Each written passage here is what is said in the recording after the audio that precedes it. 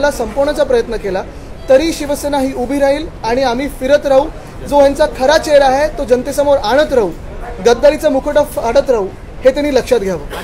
त्यानंतर आता 50 खोके वगैरे मला लोकांमधून ऐकू येतं, पण जी त्यांना खरी अपेक्षा होती मंत्रिपदं मिळतील ती जी मिळाली नाहीत म्हणून बघा किती त्यांना इम्प्रेस करायला माझ्या विरोधात बोलायला लागते आणि गळ्यात काय काय घालून उभं केलं जातं, त्यांची मला कीव येते। पण हे जरी मी सांगत असेल तरी दुसरी बाजू हीच आहे की ती जी काही निदर्शनं झाली त्यांच्या चेहऱ्यावर जे नैराश्य दिसते, जे शिवसेनेला प्रतिसाद मिळतं त्याच्याबद्दल जी भीती मनात बसलेली आहे, गद्दारी ह्या महाराष्ट्राला पटलेली नाही आहे हे त्यांच्या चेहऱ्यावर दिसायला लागले। कारण त्यांना देखील कळतंय की जनतेचा कुठेही त्यांना पाठिंबा नाही आहे। एका चांगल्या प्रामाणिक माणसाच्या पाठीत खंजीर खुपसून जे निघून गेलेले आहेत, आज सगळं हे त्यांना करायला लागते कारण कुठे ना कुठे त्यांना पब्लिसिटी पाहिजे।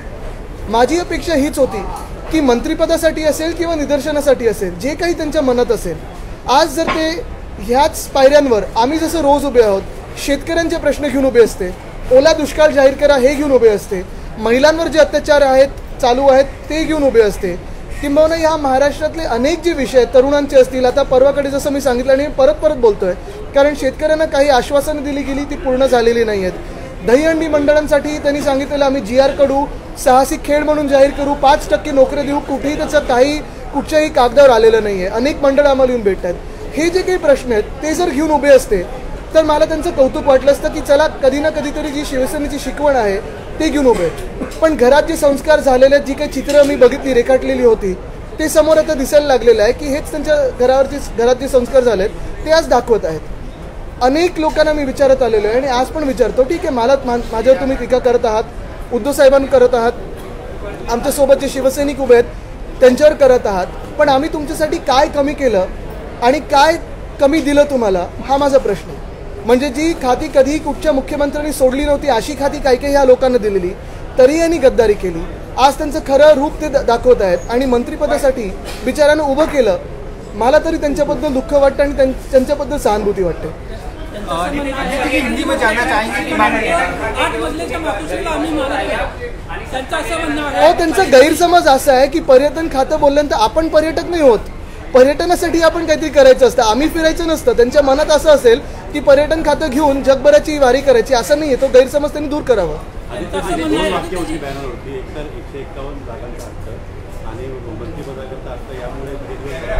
आता काय झालंय, त्यांना जी स्क्रिप्ट आहे ते बिचाऱ्यांना वाचायला लागते, ते आता काय करायचं। पण एक तुम्हाला सांगतो, आमचे दौरे हे सुरू राहतील। कितीही दबाव टाकण्याचा प्रयत्न केला, कितीही आमचा आवाज संपवण्याचा प्रयत्न केला, दाबवण्याचा प्रयत्न केला, आम्हाला संपवण्याचा प्रयत्न केला तरी शिवसेना ही उभी राहील आणि आम्ही फिरत राहू। जो यांचा खरा चेहरा आहे तो जनतेसमोर आणत राहू, गद्दारीचा मुखवटा फाडत राहू, हे त्यांनी लक्षात घ्यावं। रिस्पॉन्स आणि एकंदरीत सगळी परिस्थिती पाहता एक पब्लिक परसेप्शन बनवण्याचं हे पप्पू शब्द वापरणं किंवा मला वाटतं एकच गोष्ट आहे, हे सगळं करण्यापेक्षा 40 लोकांनी राजीनामे द्यावेत, निवडणुकीला सामोरं यावं, जे काही जनतेच्या मनात असेल ते आपल्याला कळेल।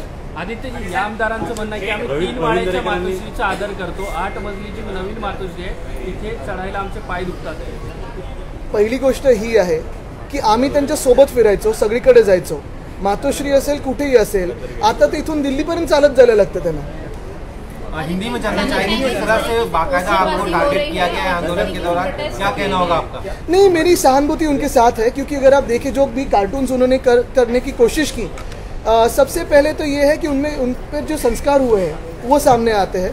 मुझे खुशी इस बात की होती है, मुझे गर्व इस बात का होता कि हमें टारगेट ना करते हुए अगर इस महाराष्ट्र में जो अगर आप देखें तो इतने सारे अभी प्रॉब्लम चल रहे हैं, कोई भी किसानों की बात नहीं कर रहा है सिवाय हम, शिवसेना हो, राष्ट्रवादी कांग्रेस हो, हम सब लोग आके किसानों के बारे में बात कर रहे हैं, हम उनकी आवाज़ उठा रहे हैं। अगर आप देखें तो वो अगर करते तो मुझे खुशी होती, मुझे गर्व होता उन पर।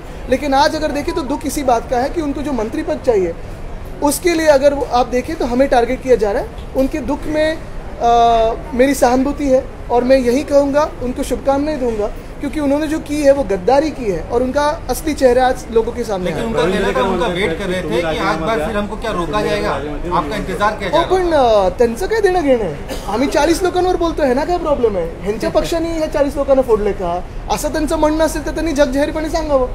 म्हणजे बेगानी शादी में अब्दुल्ला दीवाना आपका इंतजार किया जाता है बाकायदा, साफ तौर पर हम आंदोलन शुरू किया, इसके बाद से कहीं ना कहीं आंदोलन को खत्म। देखो, जो भी ये गद्दार लोग कर रहे हैं, अगर आप देखें जो शिवसेना को जन प्रतिसाद मिल रहा है, जनता का आशीर्वाद मिल रहा है, उनके चेहरे पे साफ है कि वो डर उनके भी चेहरे पे पूरा दिख रहा है।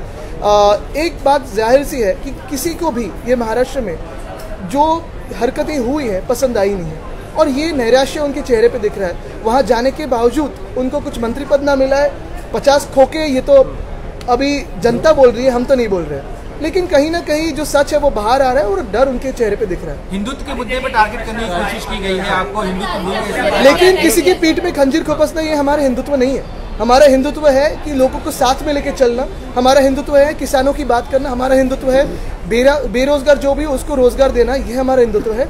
सबको साथ में आगे लेके चलना हमारा हिंदुत्व है।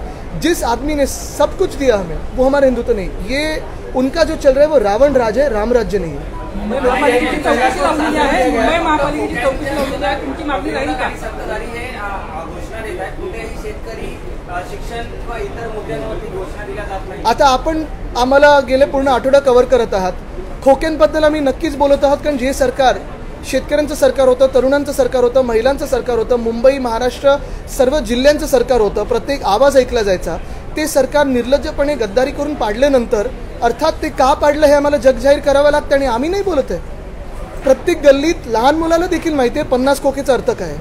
हे आम्ही कुठचे आरोप करत नाहीत, जनतेकडून आलेले आम्हाला हे सगळ्या बातम्या आहेत आणि तुमच्याकडून आलेल्या बातम्या आहेत। पण अर्थात आम्ही, आपण बघत असाल, मग अजित पवार साहेब असतील, आम्ही सर्व असू, शेतकऱ्यांना भेटत आहोत, जिथे ज्या महिलांवर अत्याचार झालेले आहेत त्यांना जाऊन भेटतो आणि आम्ही आवाज पूर्णपणे उठवायचा प्रयत्न करतो। काल देखील आपण बघितलं असेल, कदाचित पहिल्यांदा मी तरी माझ्या आत्ताच्या ह्या 2.5 वर्षाच्या कारकिर्दीत बघितलं, ह्या नवीन सरकारचा पहिला प्रश्नोत्तराच्या तासामध्ये राखीव ठेवला गेला। काल देखील अजून एक प्रश्न राखीव ठेवला गेला, म्हणजे मंत्र्यांचा कुठेही अभ्यास दिसत नाहीये। आपण जर बघाल तर ट्रेजरी बेंचेसवर जेवढे लोक बसायला पाहिजेत, आम्ही जेव्हा सत्तेत होतो आम्हाला मुख्यमंत्री आणि उपमुख्यमंत्री दोघेही खडसावून सांगायचे की तुम्ही सगळे तिथे बसले पाहिजेत। जे विरोधी पक्षाचे असतील किंवा सत्ताधारी पक्षातून आमदार बोलतात, लोकप्रतिनिधी असतात, त्यांचे आवाज तुम्ही ऐकून घेतले पाहिजेत, कारण हा जनतेचा आवाज असतो। कोणी ट्रेजरी बेंचेसवर सिरियसली बसत नाही, तुम्ही बघा। आणि म्हणूनच आम्ही 50 खोके ह्याचा अर्थ काय हे लोकांना विचारतो, पण ते कुठेतरी झोंबलेले आहेत ना। ठाकरे यांनी वरळीतून राजीनामा द्यावा, मग त्यानंतर अरे मी तर म्हणतोय पहिलं 40 लोकांनी द्यावा, चला मी पण देईन आणि निवडणूक लढवीन, पण माझं म्हणणं हेच आहे की हे सरकार घटनाबाह्य आहे, बेकायदेशीर आहे। पूर्ण महाराष्ट्र असेंब्ली डिझॉल्व्ह करा आणि सगळेचे सगळे निवडणुकीला सामोरे जाऊ। एकदा जनतेला ठरवू दे की लोकप्रियता कोणाची आणि काय मान्य आहे लोकांना। मुख्य गोष्ट हीच आहे की जे काही चाललेलं आहे ते आपल्या देशाला हानिकारक आहे। आपण बघत असाल, ही जी काही गटतटाची राजकारण झालेलं आहे, गद्दारी जी झालेली आहे, असं जर हे लेजिटिमाइज व्हायला लागलं तर ह्या देशाच्या प्रत्येक राज्यात मोठी राजकीय अस्थिरता निर्माण होऊ शकेल, आणि हे कुठच्याही देशाला, ना आपल्या देशाला कधी परवडणारं नाही आहे। जनतेला आवडलं नाही गद्दारी, आणि म्हणून मी सांगतोय की 40 लोकांनी राजीनामे द्यावे, आपण निवडणुकीला सामोरे जाऊ। मुंबई महापालिकेची चौकशी लावलेली आहे, मुंबई महापालिकेची चौकशी लावलेली आहे, नक्की होऊ द्या चौकशी, कारण आम्ही जी चांगली कामं केलेली आहेत, आम्हाला मार्केटिंग जमलं नाही, कदाचित त्या चौकशीतून लोकांच्या समोर येईल। महापालिकांबद्दल भ्रष्टाचाराचे आरोप होत होते, तुम्ही चौकशीची मागणी करणार आहात? नक्कीच, मला वाटतं सर्वत्र सगळीकडे एकदा चौकशी होऊ द्या आणि ती फ्री फेअर होऊ द्या, लोकांच्या समोर होऊ द्या। सरकार बदलल्यानंतर एका दिवसात 3 व्यक्तींनी आत्महत्या करण्याचा प्रयत्न केला, एकाने विधान भवनाच्या बाहेर जाळून घेण्याचा प्रयत्न केला, दुसऱ्याने मंत्रालयाच्या वर चढून आत्महत्या करण्याचा प्रयत्न केला, आंदोलन केला। एकंदरीत सरकार हे बरोबर आहे, आपण सांगताय मला, मग आज त्यांच्या गळ्यात काय होतं? त्यांनी त्यांचा आवाज उठवला का? त्यांनी ज्या अधिकाऱ्यांनी, ज्या हक्काने त्यांनी त्यांच्या तत्पुरतं मुख्यमंत्र्यांना जे काही इतर सांगत असतात की आम्हाला हे द्या, ते द्या, 50 कोटीचा फंड द्या, अमुक द्या, तमुक द्या, शेतकऱ्यांचा आवाज का नाही उठवतात ते? कधी तुम्ही त्यांना डेलिगेशन घेऊन गेलेलं बघितलंय? मुंबई गोवा हायवेचा प्रश्न पुन्हा एकदा ऐरणीवर आलेला आहे, गणेश उत्सव जवळ आला आहे, नागरिक कोकणातले प्रचंड प्रमाणात निराश आहेत, नाराज आहेत, आमदारांवर देखील प्रचंड प्रमाणात हा महत्त्वाचा प्रश्न झालेला आहे। परवाकडे मी नाशिकवरून येताना देखील आपण खड्डे भयानक होते, मुंबई गोवा असेल, ठाणा बेलापूर रस्ता असेल, ठाण्यातले खूप रस्ते असतील, एकंदरच ह्या वर्षी आपण बघितलं असेल रस्त्यांसाठी आत्ता कदर करणारं कोणीच नाही आहे। जसं आम्ही सांगतोय, परत सांगतोय की महाविकास आघाडी सरकारमध्ये शहरं असतील किंवा गावं असतील, प्रत्येक ठिकाणचा आवाज आमच्या मंत्रिमंडळात होता, महिलांचा होता, मुंबईचा होता, प्रत्येक जिल्ह्याला रिप्रेझेंटेशन होतं। आत्ता तुम्ही बघा, काल परवाकडे मंत्र्यांचे बंगले घोषित झालेले आहेत, पण ज्या जिल्ह्यांची पालकमंत्री म्हणून जबाबदारी असते ते पालकमंत्रीपद कोणाची घोषित झालेली नाही आहेत। ह्याचा अर्थ काय काढायचा? म्हणजे मंत्रिपदासकट जे काही बाकीचं मिळतं ते पाहिजे, पण जबाबदारी कोणालाही पाहिजे नाही, हे दुर्दैवी आहे। आणि म्हणून मी पुन्हा पुन्हा सांगतोय, परत सांगतोय की 40 लोकांनी जी काही गद्दारी केली आहे त्यांनी निवडणुकीला सामोरी जावं. लोकांना ठरवू दे हे योग्य आहे की नाही. जे काही जनता ठरवेल ते आम्हाला मान्य असेल. सध्याच्या परिस्थितीत ताज्या घडामोडी पाहण्यासाठी आमच्या YouTube चॅनलला सबस्क्राईब करायला विसरू नका. बातमीच्या सविस्तर माहितीसाठी आपण आपल्या वेबसाईटला भेट द्या. सर्व ताज्या बातम्या पाहण्यासाठी आपण आपलं ऍप डाउनलोडिंग करा. रोजच्या बातम्या वाचण्यासाठी आपण आपल्या ई-पेपरला भेट द्या. दैनिक राजस्व आपल्या सगळ्यांना आवाहन करीत आहे की घरी राहा, सुरक्षित राहा.